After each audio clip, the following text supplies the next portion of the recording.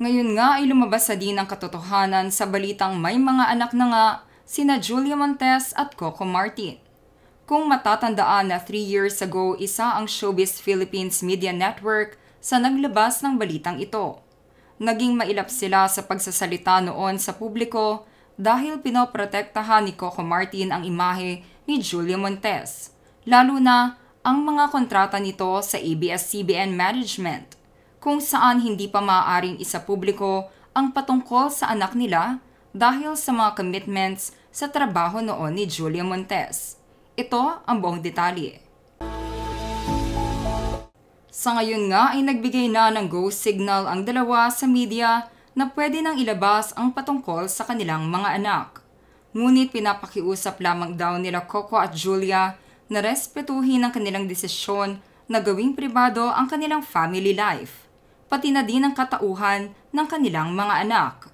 Lalo na at malalaking personalidad sa showbiz ang kanilang mga magulang. Ngunit marami ang nagtatanong kung ano ang naging dahilan kung bakit nga ba inabot ng 12 taon bago umamin sina Coco Martin at Julia Montes sa publiko.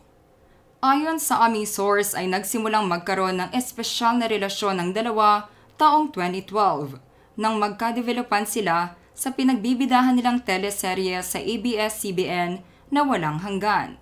Dahil sa nasabing tambalan na ito ay nabuo ang love team na Coco Jules at hanggang sa ngayon nga ay solid pa rin ang fandom nilang dalawa. Naging maingat noon si Coco Martin dahil 17 years old lamang si Julia nang una silang magtambal, samantalang nasa 32 years old na siya noon. Kaya naman itinuturing pa si Julia na menor de edad. Ngunit naging gentleman naman ito at kahit may espesyal na siyang nararamdaman sa dalaga, ay hinintay niyang magdalaga si Julia Montes bago niya ito tuluyang ligawan.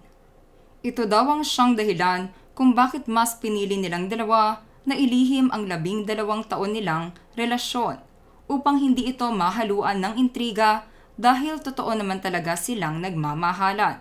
Kahit pa 15 years ang agwat ng edad nilang dalawa. Kaya naman ngayong 28 years old na si Julia ay matapang na silang umamin sa kanilang tunay na relasyon.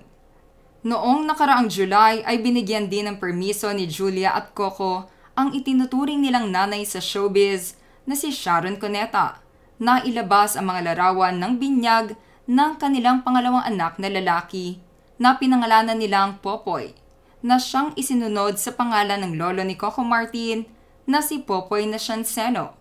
Samantalang ang panganay naman nilang anak na babae ay pinangalanan nilang Matilde na isinunod naman sa ngalan ng lola ni Coco Martin na siyang nagpalaki din sa kanya.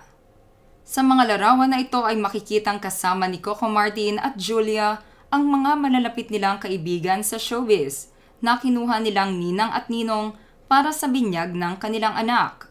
Makikita dito ang prayer box na nasa lamesa kung saan magkakasama ang mga ninong at ninang ng kanilang anak.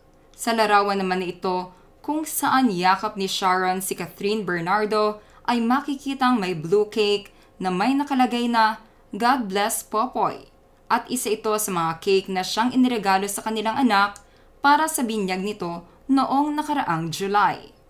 Matatandaan din na napabalita ng ikinasal ang dalawa sa isang intimate wedding kung saan kasama nila ang pinakamalalapit na kamag-anak at mga kaibigan nila sa showbiz.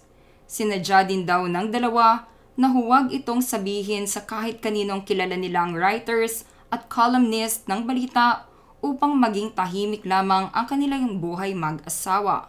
Sa ngayon nga ay nasa bakasyon ang dalawa sa Italy, kasama ng kanilang mga anak upang i-celebrate ang success ng movie ni Julia Montes at Alden Richards na 5 Breakups and a Romance.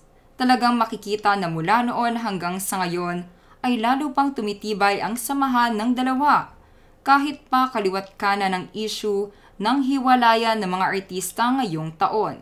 Ito marahil na naging sekreto ng Coco Jules, kaya mas naging matatag sa ngayon ang kanilang relasyon dahil mas pinili nilang gawing pribado ang kanilang buhay may asawa. There you have it mga ka-showbiz peeps! Anong masasabi nyo sa family life nila Coco Martin at Julia Montes? Just comment below.